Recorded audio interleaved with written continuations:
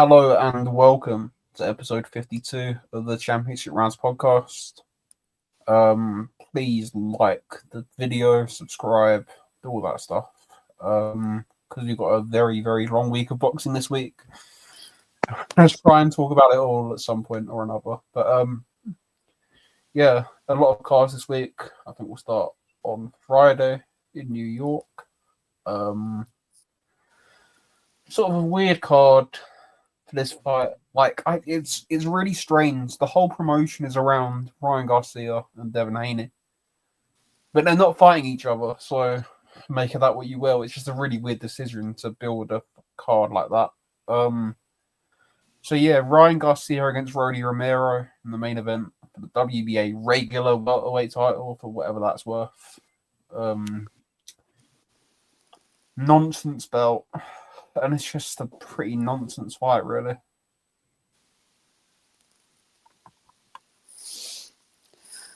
Any fight involving Rody, I don't care about because he's not good. I don't care about the fight. I mean, should anyone care about the fight? I guess because Ryan Garcia is this meeting of the minds. Ryan Garcia is popular, so people will care, but it's not a good fight. It's not a competitive fight, and he should chin Rody very early. 3 rounds. Rody is he's tough, but so bad.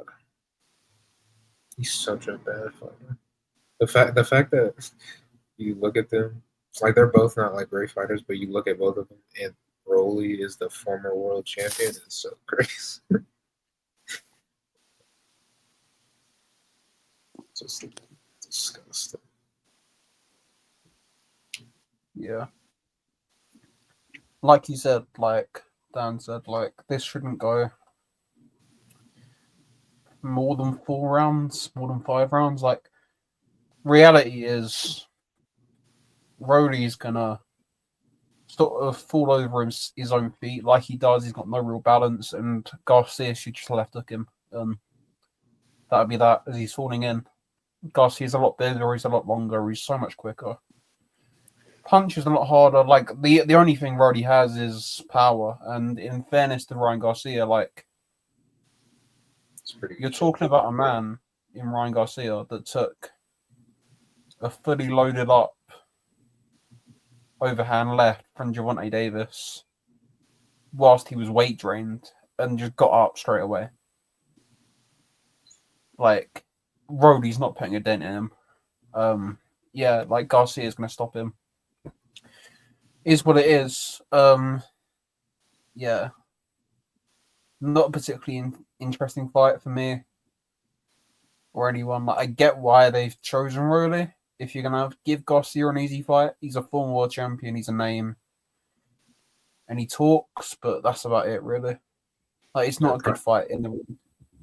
At some point, he'll probably be upgraded, too. So. Yep. Because that's how boxing works. I don't know how the hell he's got the Garcia's only fight at welterweight is what the fight before Haney. Duarte, because he weighed in at 142. Then he missed weight at 140. Rody's never fought at welterweight. I just don't get it, but it is what it is. WBA do WBA things. The chief support. I think it's the chief support. Devin Haney against Jose Ramirez. Just a bit of a comeback fight for Devin Haney, really. I don't like how Ramirez looked against Barboza. He looked like a shot fighter, for being honest. And I just think Haney's just too quick. Feet are too good. And he's just going to jab his way to a decision in Devin Haney fashion. Yeah.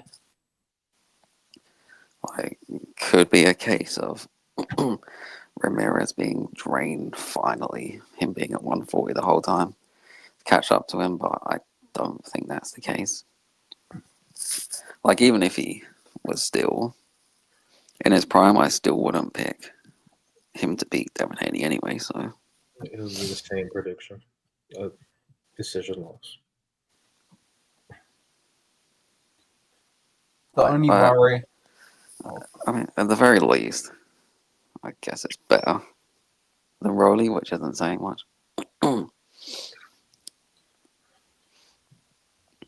But yeah, guess it depends. How does Haney look after the Ryan Garcia fight? Like, I mean, you can erase the loss because he failed the drug test, but you can't erase the punches he took, which admittedly wasn't as many as people make out because Ryan Garcia spent a lot of that time doing nothing, but he did take the punches. And he was hurt a lot of times.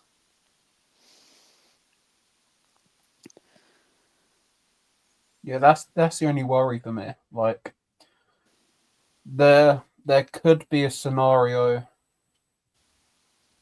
in which Haney just can't take a shot anymore, like from anyone.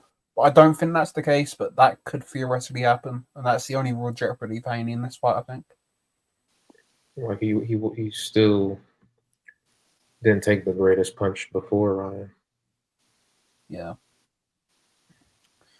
and now he's been dropped multiple times and hurt multiple times by Ryan. Like, I don't think that's the case, but it's a possibility. But yeah, Haney, you do. Like, I think maybe, like, him being hurt, like, lightweight, he's so drained. I think that's the case. I mean, it's fair enough getting hurt by Ryan Garcia. That's not a problem. So I'm going to judge it after this because I think he was getting hurt because he's so weight drained at 135. Hence why he was putting on like 500 pounds. And, getting hurt by Ryan Garcia, that's fine. You don't have to have a bad chin to get hurt by Ryan Garcia. We'll just see how he looks. I think he'll look fine. And win. Yeah. Just look regular still. Like, he would just win dominantly, probably. Pretty similar-ish to the Kambosos fight, I think. Maybe not as good as the Prograis fight, but Kambosos. Yep. This is at a 144 catch weight, by the way. So whether that makes a difference, I don't know why it's not a work weight fight. Like, he's not going back to 140. He's done at 140, but it's what it is. The only title fight on this card, or real title fight on this card, is a very interesting fight. I think this is the closest fight on the card. I think it's going to be a very boring fight, though. Arnold Barboza challenges Teofimo Lopez. I've just got a feeling about this fight. I think Barboza's going to win. I don't rate Barboza highly, but I just think he's got a horrible style and he's got momentum. And Teofimo's inactive. And I just think Barboza's going to nick a decision. It could theoretically be like the Jermaine Ortiz fight where it's Teo gets a decision where it's like a lot of people have Barboza winning. I could see that, but I just think Barboza's going to nick one here. Well, if you look at the styles, I mean, Barboza should win this fight. And he should win it pretty clearly, to be honest. Because, like, Ortiz fought that type of style, but that's not his original. Not Ortiz. Wait, yes, Ortiz. Okay, they're both called Ortiz. Yes. I don't know. Just ignore everything I've just said. I've completely lost thought.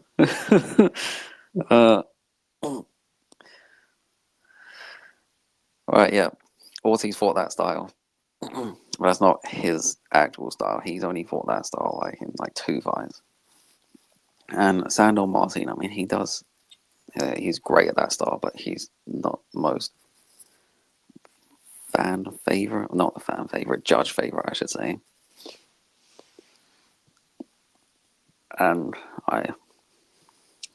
not popular or anything. not going to get anything out of giving him the decision. And Barboza, I mean, like, he's not great, but he can, like, win clear enough to get the decision. Like, Teofimo's, like, he deserves to lose the fight eventually. He's been a lucky boy. A Like, very lucky come boy. on. It's coming. Like, he should have lost at least 2 fights against Martin and Ortiz. Am I missing anyone? Probably not. No. Because he knocked out Camper and he battered Josh Taylor. The 140, didn't he? Yeah, oh yeah, and he beat Clag. But yeah, Clag, I forgot about that fight. But yeah, it's Teofimo, man. Teofimo. It's just disappointing. Because he was so dynamic, so good coming up, and like he just so athletic, so powerful, and it's just turned out like this. And he can't punch at 140, and he's a mess outside the ring. And yeah, it's just going to be Barboza's fight, I think. One thing about Barboza, I don't worry about him being unprofessional. I think he is a solid professional, and I worry about that with Teofimo.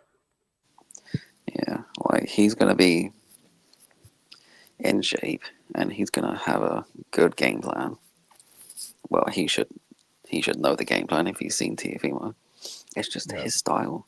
It's his style. His style beats Teofimo all over. Yep. Unless he gets caught. Yep. And like, it's weird. I don't think Barboza can beat any of the other champions. But I think, like, this is the perfect fight for him. If he's going to win a world title. Don't think he beats Player. I don't think he beats Russell. I don't think he beats Hitchens. But this fight, yeah. I think I'd give him a chance against Russell. But, I mean, that'd be a tough fight. I give him a chance. If he can, like, just stick to a game plan, which is hard against even a player who can stick to a game plan fully.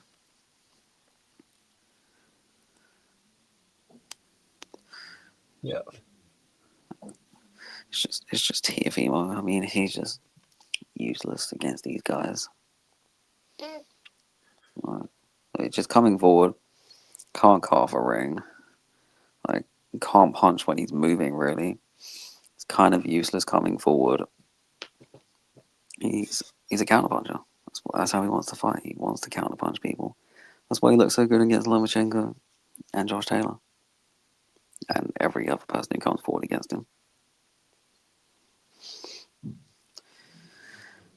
I mean, he doesn't seem to be learning either. Like, who's there to teach him? His dad? What does his dad know about boxing? The best performance game plan he got was against Joey Gamache. His dad did nothing. And, you know, he's just going to be this fighter until he leaves and goes to a proper trainer. Which will not be happening. Yeah, which will not be happening. Like, just teach him how to cut off a ring. I mean, yeah, I don't know. Just teach him how to cut off a ring. And, like, be able to fight, come forward. Like, he has, like, everything to be able to do it. But you just haven't taught him. This is why he looks so bad. This is why he's sitting there at the end of the fight saying, have I still got it? Like, yeah, you do have it. You're just trained by an idiot. He was trying to do... No, not trying to do. He joined up with Reynoso. And Reynoso wouldn't have been training for this fight anyway, because he's out in Saudi, obviously. But Reynoso pretty much said after 2 weeks, like, oh yeah, I just can't deal with him. He's an idiot. He's not 100%. His dad's always in the picture. Like, I just can't deal with him. And then like that relationship just ended. Like I don't think Reynoso would help anyway. I mean, like the only fight who can cut off a ring that Reynoso has is Canelo. And even then, I agree. Canelo's But feet are pretty slow anyway. I agree. But But anything is better than Senior. Yeah, he's just. Yeah, I guess maybe he's just uncoachable. What do you expect? I mean, you've been doing something your whole life. Someone comes in to change. Probably not going to want to do it. And his dad, I mean, his dad's been there all the time. Doesn't seem like the guy who's going to be like, yeah, dad, fuck off. Nope. That's not happening. I still can't believe this rivals Tunde J levels of coaching, but like after getting dropped in the first round by Cambosos, he goes back to the corner and his dad just asks him. His dad just asks him, "Why haven't you knocked him out yet?" After he's just been dropped, like, no tactical advice, no "Are you okay?" No, like, control your breathing. Just why haven't you knocked him out yet? Like what? It's just like, oh yeah, brilliant. Yeah, TFEMO, man. Oh, what a weird career. He's like, we He can really see could have where. done so much more. Yeah, I mean, we can see where he gets everything from. Yeah. The apple doesn't fall too far from the tree, as they say. He's such a weird fighter. Like, just looking at it, he's iced Richard Comey in 2 rounds, beaten Lomachenko, beat up Josh Taylor, and then lost to Cambosos, Sandor Martin, and Jermaine Ortiz. It just doesn't make sense.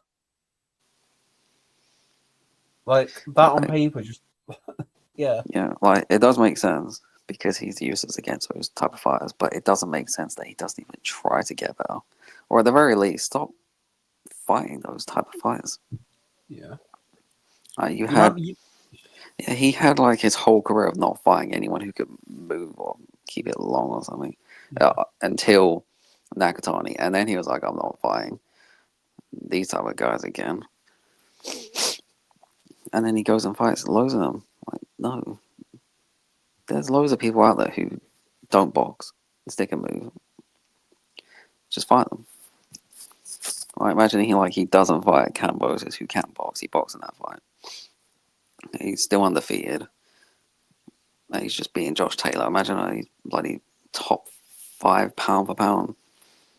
Because once you're there, it doesn't really matter who you fight. You're just going to stay there as long as you keep winning.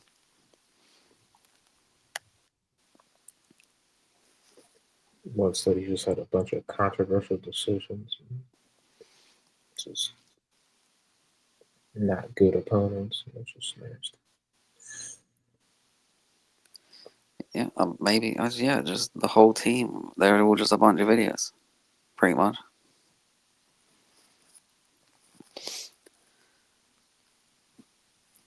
And, he should lose.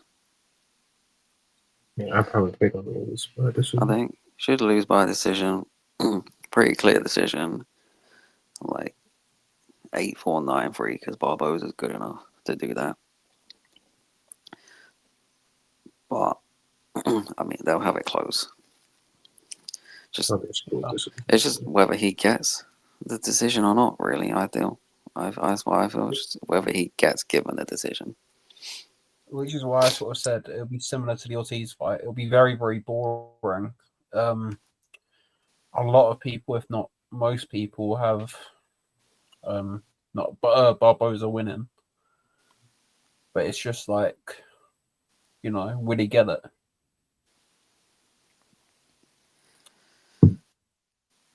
Like, it's just one of those. So yeah, it's gonna, that is intriguing because I think it's a competitive fight, but it's a good fight. Yeah, I think it could be very, very boring to watch, though, like the Ortiz fight.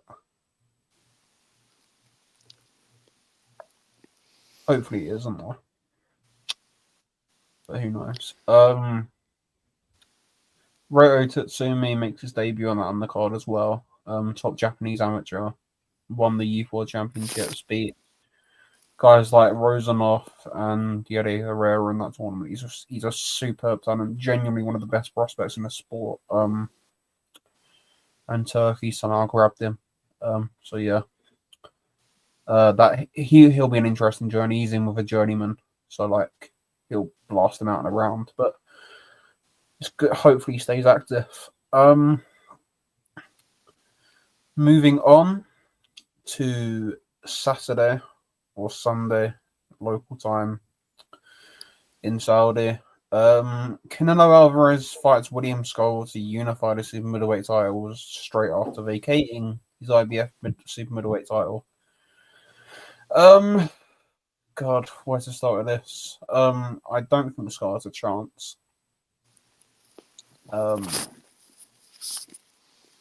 And I think he might box to see the final bell. See, I was like debating whether, because I said I'd never pick Canelo by knockout again, but I was just thinking, can I see William Scull take like the punches that Berlanga or Munguia took? And no, I can't. But he doesn't fight like those guys. So will he take those punches? Is he just going to move for 12 rounds? Or because he didn't even move like loads against Shishkin. He sat on the ropes a lot. And that's not a good idea. And he was knackered towards the end of that fight. He was like holding on for dear life. Well, one, like he's never been on this stage before. He's going to be very nervous. And that will tire you out. And two, I mean, like Canelo, he doesn't throw loads of punches, but the punches he throws, they're hard and they're accurate. And like the pressure he puts also as well can tire you out. Like you're moving fine, then the next thing you know, in the fourth round, you just gas completely and you can't move anymore. I've got a slight counterpoint. Yes. I'd say he's been on a very similar stage to this before, like because nobody's going to be there. Like in terms of in the arena, there's going to be no pressure on. Like it will be like boxing at an amateur tournament. He's boxing at like 7 o'clock in the morning local time, and like who's going to be there? A few team members and a couple of hundred sort of like Saudi Arabian dignitaries that aren't saying anything. But still against Canelo. It's going to be like boxing at an amateur tournament. Yeah, it's a career best. It's career best opponent. All the stuff that comes with it, but like in terms of real world stuff, there's not the arena. Like it's a lot of these Saudi shows are like pandemic shows because there's just no one there. Like Binham Smith against Zerdo, there was no one there. Probably more and it was people like at a pandemic show. There's probably more people at the pandemic shows. Yeah. There's more people at the Shishkin fight. That was quite well attended. But like, yeah. I see your point though. I think Scull might gas out trying to survive and then he'll get stopped late. I think that might happen. Yeah, I can't see him taking these shots, to be honest. I can't see him taking these shots. Like Berlanga, like, obviously he's tough, but he's bloody massive. Like Scull isn't like the biggest guy ever. I just can't see him taking the shots. Like that's if he takes them, but if he does take them, I can't see him taking the shots. And I can't see him not taking shots. Like I know we've seen him go the distance. Barely. Like forever, for a while. But I mean they've all been better than William Scull. Even like Charlo moving up, I mean Charlo's big as well. And the thing is, Charlo's fit and can actually run for 12 rounds. Yeah. Like, Charlo's just better. He's just better than Scull is. Like, I just don't. Yeah, I think a late stoppage. Yeah, because like once, like if he's gonna throw, he's gonna get countered, and he's just gonna move, and I just don't see him moving. He's gonna sit on the ropes. I just think he's gonna sit on the ropes. That's what he did against Shishkin. I just think he's gonna sit on the ropes. Because like I don't know, like Canelo slow feet, but I guess he can cut off the ring a bit. Like at least better than he used to. And that's why you see loads of people on the ropes against Canelo. I think he's gonna stop him. I can't see him taking the shots. Oh, I'm a disgrace. I'm probably gonna regret it, but yeah, I think he's gonna stop him. He's probably gonna fuck our predictions, but yeah, Canelo like around 8 to 10 ish. Like, obviously, it's not gonna be like a one punch. When was the last time Canelo got a one punch knockout? Amir Khan. That's not. That doesn't count. Like accumulation, maybe body shots. I mean, he's still good to the body. Maybe his corner pulls him out or throws in the towel. That's more like it. Maybe a nice body shot. Yeah, it could be body shot. Like, because Canelo is still one of the best body punchers in the sport.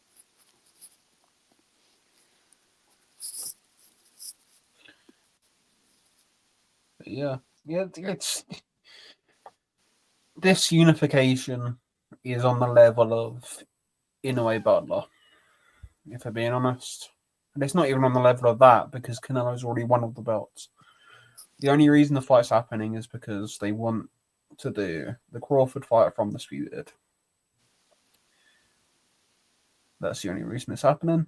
So yeah, Skull's not good. Canelo wins easily.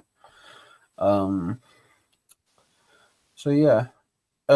Chief support on this show, I believe, is Jaime Munguia against Bruno Sirac 2. No, man, I just think I think Munguia's probably gonna win, and probably by stoppage. I don't.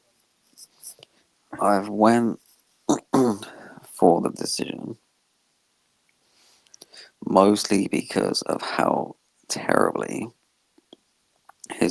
he set up his offense in the first fight. I don't see him changing that. Like, it didn't really. Well, I get it did, but after it didn't really affect Saras. And he'll know how he does his offense now. He set up his offense just so bad. Like, I can't see him getting chinned again. Maybe he could lose. I don't think that's happening. I think he's just gonna win a decision. I don't think he doesn't seem to be like one of those guys that will box cautious because he got chinned. I think he's just gonna go in there and do his usual thing. And just can Soros take it, and maybe I guess can Munguia take it again if he gets hit with that same right hand. Maybe. We'll see. Right hand that he somehow did not see coming from a mile away. I think that's the worst thing about it is that he didn't see it. I don't know how he didn't see it. It was right in front. Like he asked for it. Well, He ordered it. Soros might as well just tapped him and said, "Hey, buddy, I'm gonna punch you." He pre-ordered that knockout. Honestly, That's concerning if he didn't see that. Something's got to be up. Maybe his brain must have shut off for a couple seconds while that punch was traveling. loading in. I think the biggest mistake Jaime Munguia ever made was leaving Freddie Roach If I'm being honest, I think he looked really good with Freddie Roach. I think he looked really good with him. Especially in that John Ryder fight, man. He battered John Ryder. I thought he boxed well against Canelo as well. Like, he was out jabbing Canelo for portions of that fight, and like I think, you know, then he leaves him, looks terrible against Bazinian, and then gets chinned. Like, it's just not. Freddie Roach was working well for him, and like, yeah, I guess Morales is some legend, and then now you're going to Reynoso, but like, trainer hopping never really works. You need time to bed in with someone. And I just think, yeah, Roach was the man for that, if I'm being honest. He was the man because it's a good fit. Like someone with not great defense, but like good offense, or at least the good tools, but to have like great offense.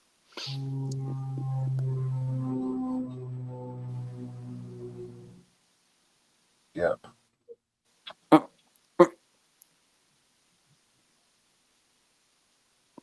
Oh, that sounded like a fucking a motor. Oh yeah, that's a car just went past my window. Apologies. Close your bloody window. Have you seen fucking how hot it is? Yes, I have, but my windows are both closed, and it's bloody boiling in my room. We're keeping this in. Fuck's sake. Yeah. Anyway, back to the boxing. Yeah, actually, fucking keep it. I was like, have you heard that or haven't you? I don't know. Yeah. So yeah, I think the best Munguia stops are at. I hope the best Munguia comes back, but I don't know. Well, I mean, I can't see it coming back because he's not going to be with Freddie Roach, is he? Yeah, like it was just a good fit, and I don't think the Reynoso style is a good fit for Munguia because it does like you have to like have good defense to do that style, and he doesn't. Probably why he got chinned. Because he was probably trying to implement like a style that he doesn't do, didn't know what to do, and just had his hands down for an idiot, just thinking, and then next thing you know, he's dead on the floor. Yep. Getting counted out in his home son. Yeah. It should be fun enough. I think Munguia can be in fun fights, but yeah. Moving on to the WBC Cruiserweight title that somehow is in the hands of Badou Jack right now, despite him not having fought in over 2 years. He's fighting Noel Gether, who hasn't fought in like a year and a half. I have no idea how to grade either of these because they just haven't been fighting. Badou Jack has had 2 fights at cruiserweight. I think he lost to no, he beat technically, but he lost.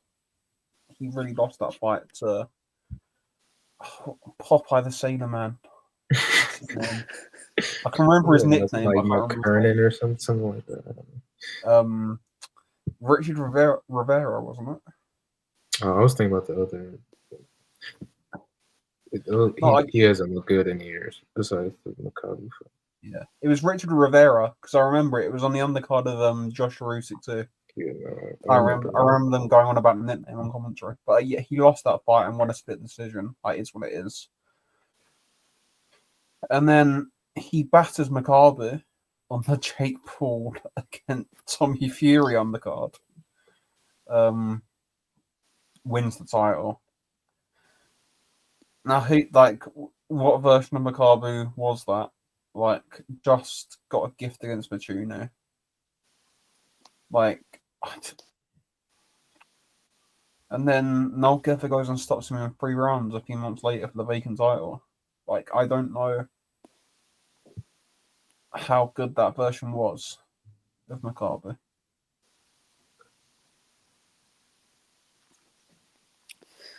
Well, I'm gonna break this fight down simply because we have no idea how this is gonna go. Badou Jack stopped him in 12, and No Give stopped him in 3, so he was gonna win. I'm picking Gevor decision simply because he's the natural cruiserweight and he's slightly more active, and he's not like mid-40s. However old Jack is, like, how old is he? He must be 40 by now, surely. He is. 40. Yeah, like I was he, like, I was like, oh, Badou Jack hasn't fought in ages. I can't pick someone who hasn't fought in like 2 years. Then I was like, oh, Gabor hasn't fought since like November 2023 either. I don't. I think Gilmore was just more injury based instead of body just sitting on his ass probably. But Like, Badou Jack's the better fighter, but Gabor's like the actual cruiserweight. And Badou Jack doesn't start fighting until halfway through the fight. He might not even make it halfway through the fight. Who knows? yeah, I'll probably take a Gilmore decision. Or I don't think I'll ever pick Body to be stopped. Like, I don't see him as one of those fighters to be stopped, but he is 40. So I think I'll be different and go for Badou Jack by decision. I'm not confident. I'm not confident picking either of them, to be honest. I can see Jack getting a decision because, you know, Saudi. Right. But yeah, Like, I'm not confident either way. he's just gonna not start and not do anything until like round 6, and then he's gonna look good like he always does in the second half, and he's gonna nick a split decision like he always does. Like, it's predictable. I tweeted about that fight. I was like, "Yeah, Badou Jack's gonna win a split decision," and he won a split decision. It's what he does. Bloody Badou Jack, man. What a weird career. He finished Chunky off, I think, as well. He finished Chunky off. He did. Like, he's a very good fighter. He's just on the slide. He's 500 years old and a cruiserweight. Yeah. Yeah, he's had a good career. I'm sort of pleased he's like getting a retirement package, if I'm honest. Like, I'm pleased he's getting a big payoff at the end of his career. Because he's given us some really good nights. But yeah, it's a weird fight, like, that should have got made, didn't get made, nearly got made, and now is made. And yeah, the lineage of that belt and like all the goings on for that belt, like the interim title having a draw, and now Pascal's fight. We could have Badou Jack against Jean Pascal in a cruiserweight title fight in 2025. it's not manifest that. Do you know? But yeah. On to the next one. We'll move on. Heavyweight. The IBF eliminator that is now no longer an eliminator. F.A. Jagber against Martin Bakole. I've got a weird feeling that the Jagber's going to. I've got a really weird feeling about this fight.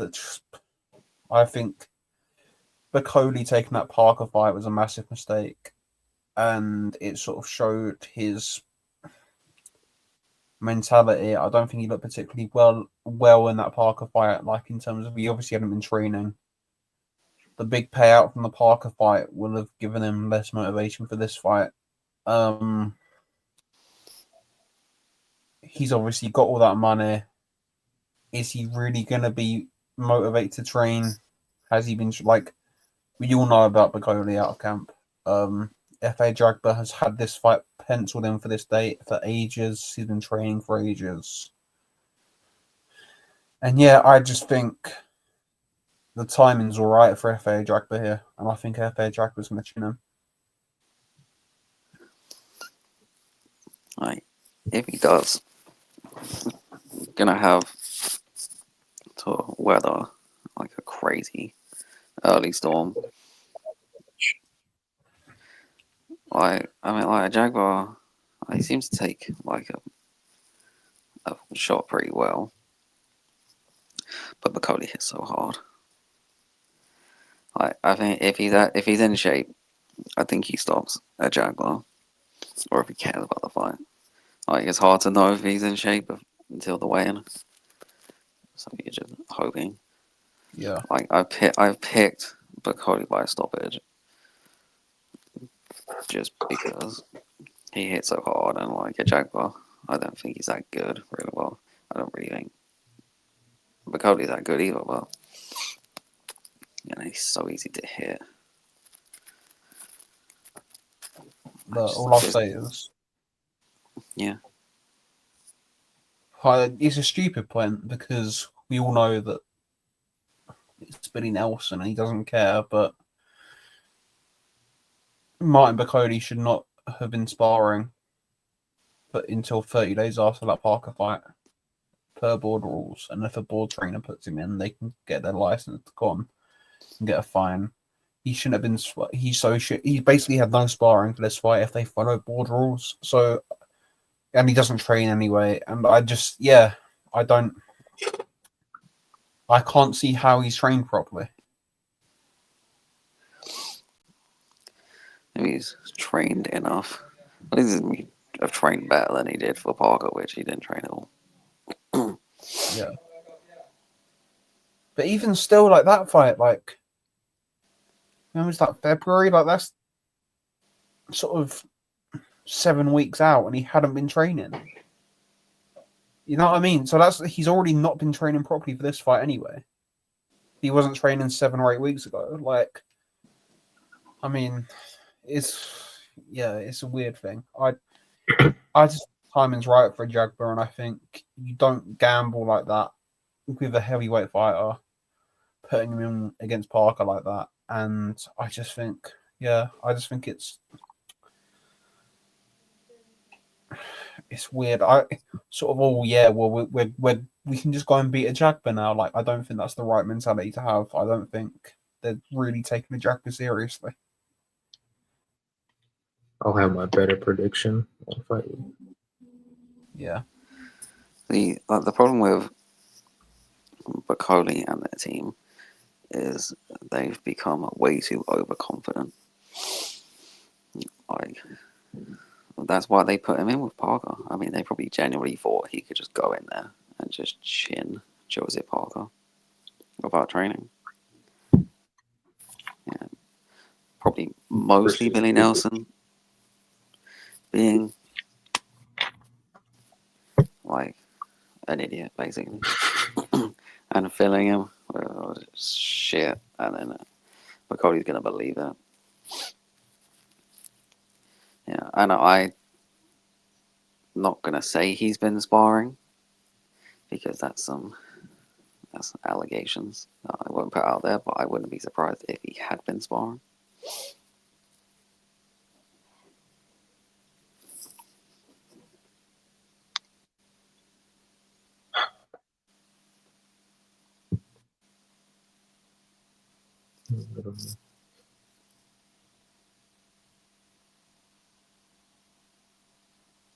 I don't know. And I don't know how much of this is me just wanting him to get chinned, because that's probably a little bit too, that I want him to get brutally chinned. I want Billy Nelson to be sat there on the ring apron crying his eyes out because his cash cow's gone. But yeah, I don't know. I think a Jagba can punch. He's got a nice right hand, and yeah, it's what it is. Should be a fun fight though. There's a couple of other fights on this card. Bray and Leon, the light heavyweights, fighting Aaron Rocha Guerrero. Leon should win that. He's the unbeaten kid. And Marco Verde makes his debut against the journeyman. Marco Verde won silver in Paris. Not a typical Mexican style, but I think he's a really good fighter. And if he translates what's the pros, he can be really good.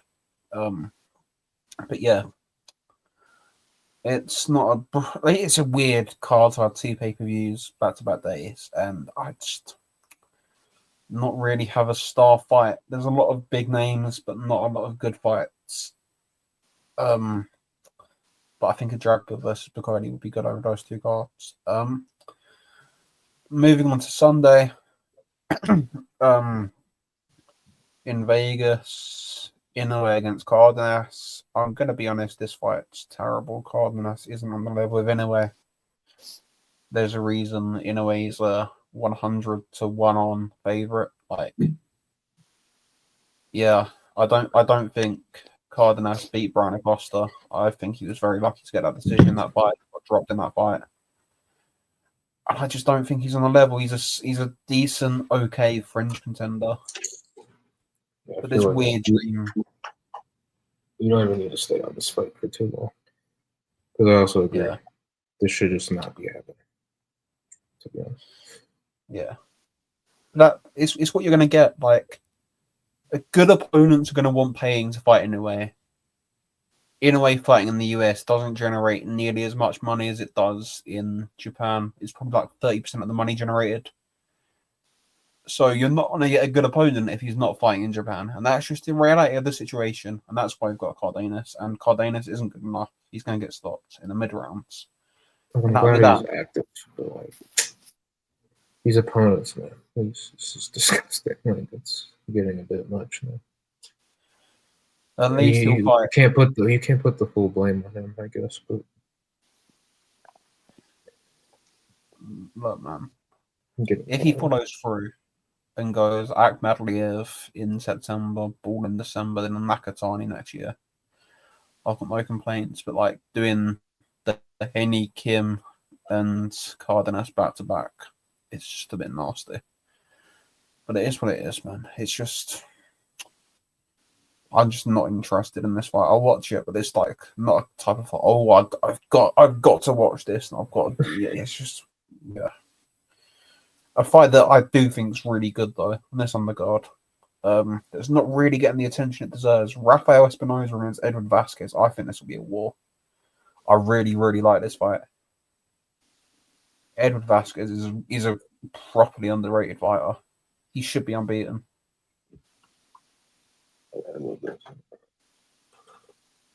Like, straight up robbed against Ray Ford. Like, that was. Look, you know a decision's bad when Eddie Hearn comes out and says, yeah, my man got robbed. Or my man got a gift, sorry. He came out after the Ray Ford fight and practically said, yeah, Vasquez beat him pretty clearly. That's when you know it's a bad decision. And then the Joe Cordina fight, I think he was quite unlucky not to get that as well.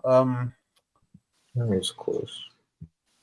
Yeah, I think probably 7-5 either way or a draw would be fair. I scored it 7-5 Vasquez. And then I rewatched it and scored it the same. But yeah, he's been very unlucky and has been mixing it with really good fighters. And yeah, Rafael Espinosa is just a buzzsaw though. Like, he's big, strong, punches hard, long. I just think this is going to be a war. Yeah, it is going to be a war. And it's unfortunate for Vasquez because it might not go very well for him, especially against Espinosa. And Vasquez, he hasn't made a featherweight in a couple of years as well. I can't remember the last guy he fought featherweight. I know he had a featherweight once, but he missed weight. I think that's going to play a role as well. Like, Vasquez isn't the biggest guy, but still. And Espinosa is the biggest guy. So. Yeah. Like, just taking punches, so many punches from Espinosa, and Espinosa's just getting better as well. Like, I mean, what can't he do? Like, fight on the inside and fight on the outside. Might be screwed, but you know what I mean. Like Vasquez is good, fast hands. I mean, he's got those angles. I mean, his angles that he made against like Cordina was good. Against someone like with Cordina, because he's usually the guy that was using angles, but no. Oh, it's going to be good.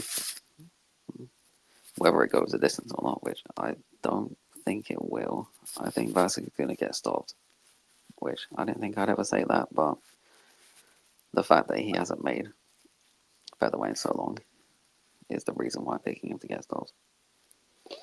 Yep. I agree. I think it would be really fun whilst it lasts. I really like this fight. I think it's fun matchmaking. If you're not going to unify fight with Vasquez, it's a fun fight. On this undercard, there's a few fights. Rohan Polanco is fighting Fabian Maidana. Polanco looks a lot stronger and better now that he's focusing on welterweight. Like he was messing about, wasn't he? Like weighing in at 142 and 143, trying to make 140, and he just didn't look that good. But now he's like moved up properly. He's like decided, right, I'm a welterweight now, and he looks a lot stronger. He looks a lot better. I think Fabian Maidana gave problems to Barrios, but ultimately got outboxed, and that's why they're making this fight. Yeah, he's a solid opponent, Polanco. Polanco should win, should stop him. And it's like, oh, look, I just stopped, the guy that went the distance with Barrios, or I just battered the guy that Barrios had problems with, or, it's one of those types of fights. I don't know if he should stop him, to be honest. Maidana's really tough. But it would be impressive if he did stop him. But at least this is a good matchmaking opponent for Polanco, I think. It's not the best guy, but he's fought for a world title and he performed pretty well-ish, or at least better than most people expected. Yeah, I think he'll definitely win. But it would be impressive if he stops him. Yep. I think he will stop him. I think Polanco is good. I think he's really underrated. I think he's a properly good welterweight prospect. I rate him quite highly. Reece Aleem against Rudy Garcia for some reasons. Aleem's back on a top rank undercard at 34, which is weird. He fought one late last year. I can't remember what card it was, but he came back after the Goodman fight last year. And he's fighting Rudy Garcia. Yeah, I think it's just Aleem points. This isn't it? Really, Aleem should win on points.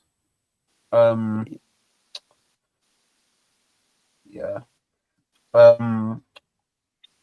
Makito Nakano, the Ohashi prospect, obviously in the Ace Gym, is fighting Pedro Medina. He should win that fight. They're not bringing him over to lose. Emiliano Vargas is back, Art Barrera's back, and Patrick O'Connor's making his debut. Yeah, there's not much outside the top 3 fights on that undercard, but it is what it is. Decent enough fight card. Anyway, we're saving the best fight of the week to last. Tomorrow in Pretoria, Sergei Rodchenko travels to South Africa to fight Kevin Lerena for the WBC Bridgerweight title. We are back. We are back in business. It's happening. Kevin Lerena, the world title run starts now. The Kevin Lerena WBC Bridgerweight title run starts now. He was robbed against Dubois. and he is coming for that rematch, baby. Come on. But yeah, Right.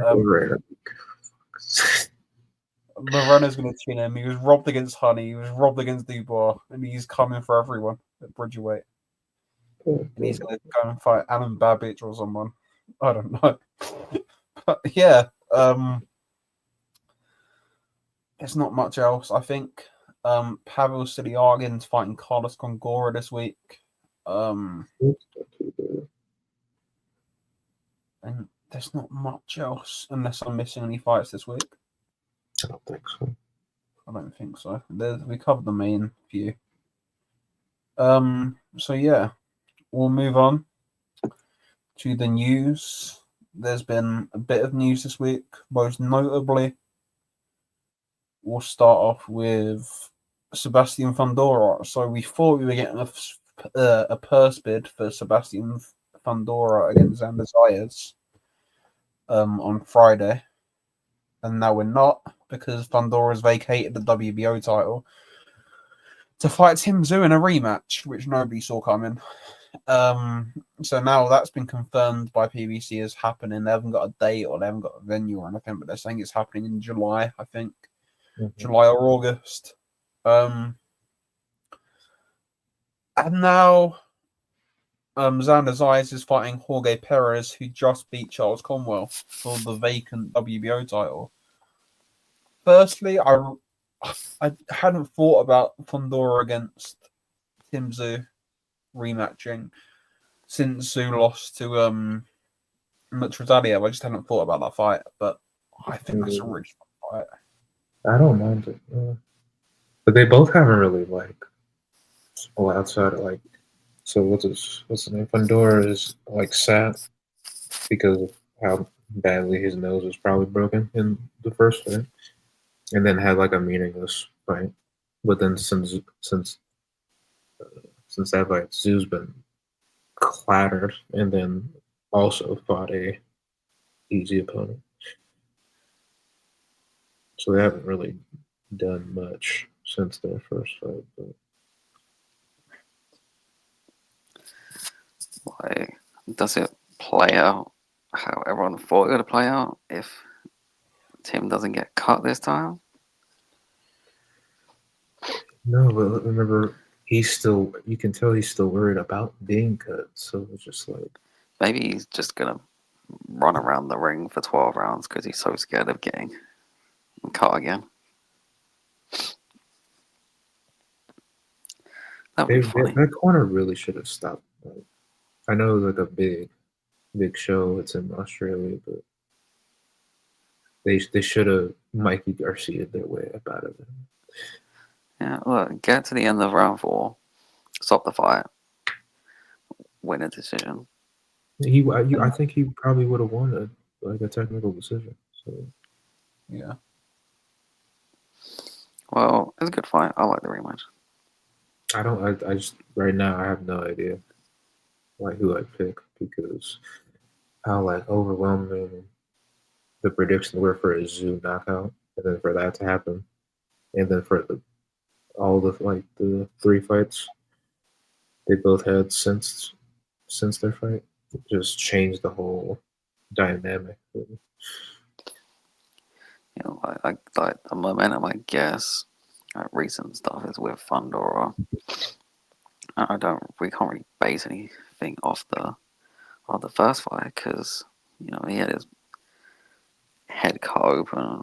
Fundora had a broken nose. I don't know. It's really, we watched 12 rounds of that fight, and it's basically the unknown.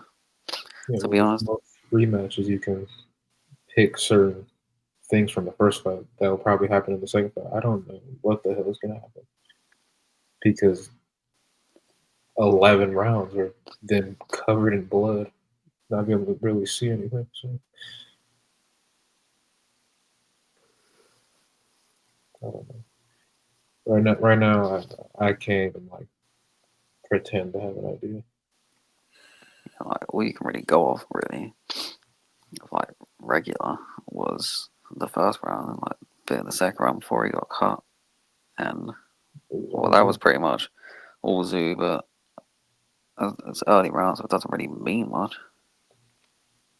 Yeah, but So there's Zoo's nothing taken to a go lot off. of damage. He It's has. a new fight. And like Fondora still punches hard. And he lands a lot of punches. And if he can't take punches anymore, Yeah, he's probably not getting. like not as emphatically and like brutally as Mazalia, but I think he'll like get if you Lubin. like if you can't take punches anymore, it's not a good idea to fight Fondora. I said it at the time. I keep saying it. That referee in that corner in that Matrixania fight was disgraceful. How the hell do you keep letting that fight go on? Yeah. Like Like, he was gone. they may have basically ruined Tim Zoo's career. And you can't even like use a measuring stick because you gave him Joey Spencer to bring him back.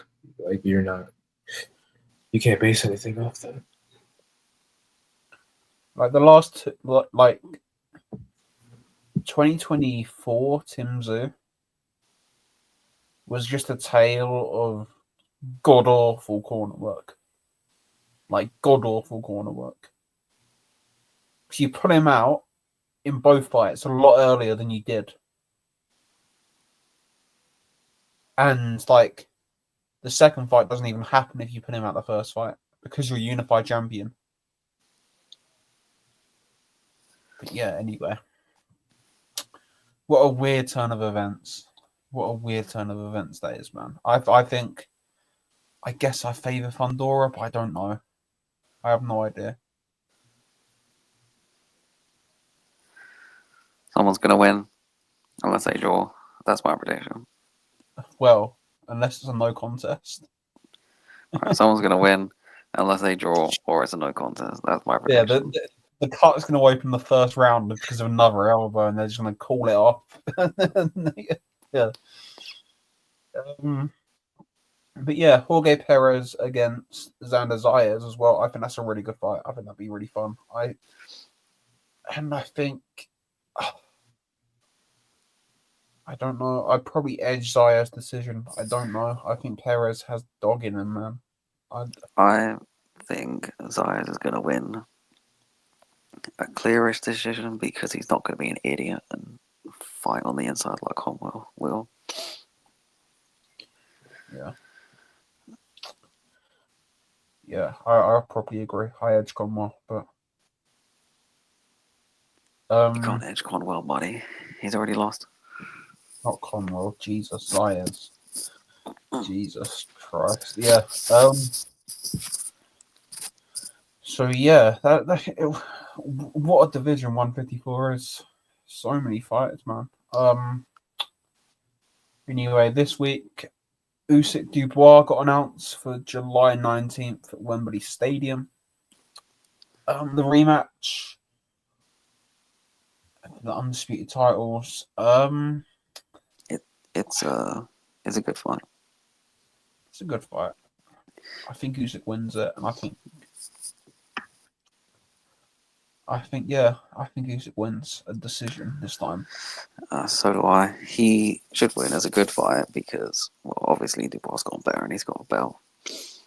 But hopefully this doesn't set back Dubois and all like the mental progress he's made. That's what I hope because Dubois not winning. So anyone who thinks he's gonna win, get out of your head. He's not winning. Let's just hope it doesn't set back his mental progress. He might have like PTSD again and go back to who he was before. Hopefully not. And Frank, stop telling him to do this shit in the build up. Don't push Usyk. He's making it worse. Like he's making it to where we might have to pick Usyk by stoppage. Yeah. He keeps trying to do that. Like Marco Huck pushed Usyk and Usyk like beat the shit out of him. Pretty much. Stop telling him to do. You don't need to sell this fight. Like half the idiot world of boxing think Dubois won by KO. Like, you don't need to sell this fight. And the other half that I think it was natural, low blow, the smart people of boxing have seen like the progress Dubois made, and he's a better fighter since they fought the first fight. You don't need to sell it. It sold itself. Stop telling him to do this shit till he's sick. Bad idea. And it's also awkward because he's not that kind of guy.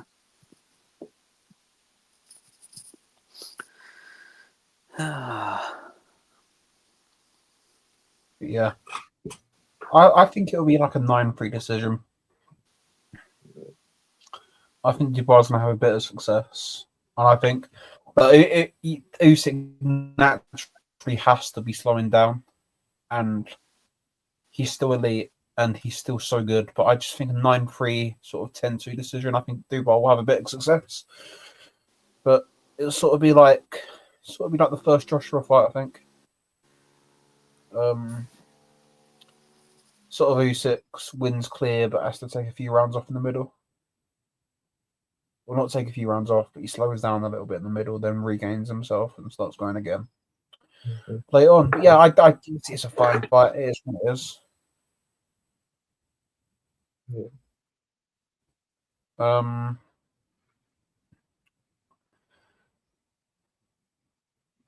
Now then, what else do we have? We didn't talk about Jin Sasaki against Brian Norman. That's been confirmed for June 19th. That's gonna be a fun 5-minute fight. Yeah, like Sasaki's going to spam load of left hooks, run forward. Norman's going to take a couple of them, and it looks like, oh my god, Sasaki might do this. Then no, Brian Norman chins him. That's how that fight's going to go. But yeah, it'll be fun enough for as long as it lasts, but it might only last about 2 minutes. So it is what it is. And on that undercard, Christian Araneta against Simsbury for the vacant IBF 108 belt. Oh, yeah. That's a decent fight, I think. I like that fight.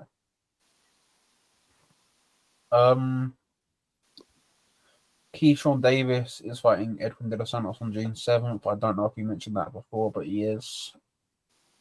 Zerda Ramirez is fighting Yunil Dorticos on June 28th on a Jake Paul undercard, of all things. Zerdo should win that. Rene Bibiano is fighting Garcia again on May the 23rd in Mexico for the vacant IBF title. It was a really good fight last time. It should be a really good fight again. I hope it is. And I just hope we actually get a winner because the division needs it. Yeah. Talking of super flyweight, just announced today, Jesse Bam Rodriguez fights Fumilela Cafu on July 19th in a WBO unification. Finally, we get some movement with Bam. Like, I've had this discussion so many times with people. Like, he iced Guevara in 3 rounds in November. Jaron Ennis has put in the worst performance of his career and then the best performance of his career since then. Like, he needed to be more active. No, but he has though. You know what I mean? Like I want to see Jesse Bam Rodriguez active. He is one of the best fighters in the sport, and like, I'm glad this fight's happening. But man, it's taken him so long. Like November to July, do you need like 8 months out the ring? Like, you're 24. Like, I want to see you fight as much as possible. Like, you don't need to wait till This July. is Before you get to a point where you only fight twice a year. Yeah, this is the point of your career where you should be active at 24. I'm not having a go at the fight. I like the fight. I think it's the best fight available, and I like the fact that he's trying to unify. But man, I just want him to be more active. I want to see him fight a lot more. I love watching him fight. But yeah, at least we get it, and hopefully he can get Cafu out of the way and get another fight in the end of the year. Maybe against Puma Martinez, maybe against the Garcia Bibiano winner. But just someone. David Jimenez will do. There's a lot of guys at 115 that will take that fight. and he beats them all. Yep. Oh yeah, I didn't even give a prediction. I'm just like, yeah, he's gonna smash Cafu to pieces. Cafu defensively ain't good enough. He ain't got the best gas tank. He's big and he's strong, but that's not good enough to beat Bam. He's gonna get chinned inside 6 rounds in that fight. But yeah, well done for making it happen.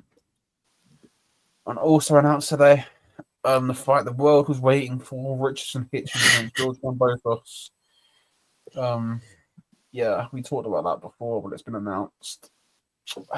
Unfortunately, sadly, to the dismay of everyone except Cambosis. I hope Cambosis chins, dude. It would be very funny.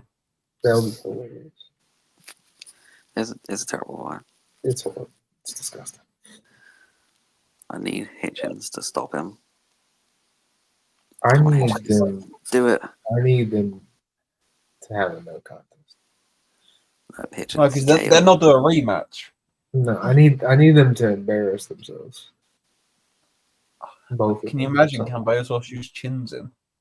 Oh, so glorious. But then they definitely rematch after that too.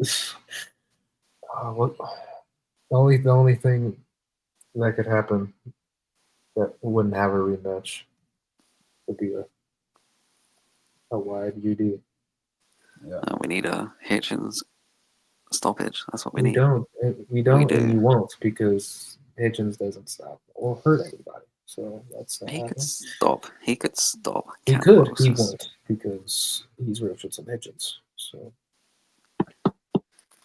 I'll tell you what, he might if that car opens up again. Yeah. or if he throws some good body shots, as we see. Yeah. But anyway. Also today, one last bit of news. Jared Miller's out of the Fabio Wardley fight. Which is a shame. I think Wardley might. I think Wardley was in trouble against Miller. I really do. But they're looking at opponents. Hrgovic is being mentioned. Murat Garcia is being mentioned. Michael Hunter's being mentioned. There's a few names out there, but who knows? Who knows? But yeah, it's a shame that fight's off. But yeah, that's about it for the news, I think, unless I've missed anything. Probably not. Probably not. It's been a weird week. But yeah, we'll be back next week to review all of the action this weekend. There's bound to be some new news stories coming out as well. But yeah, thank you for listening. Even episode 53.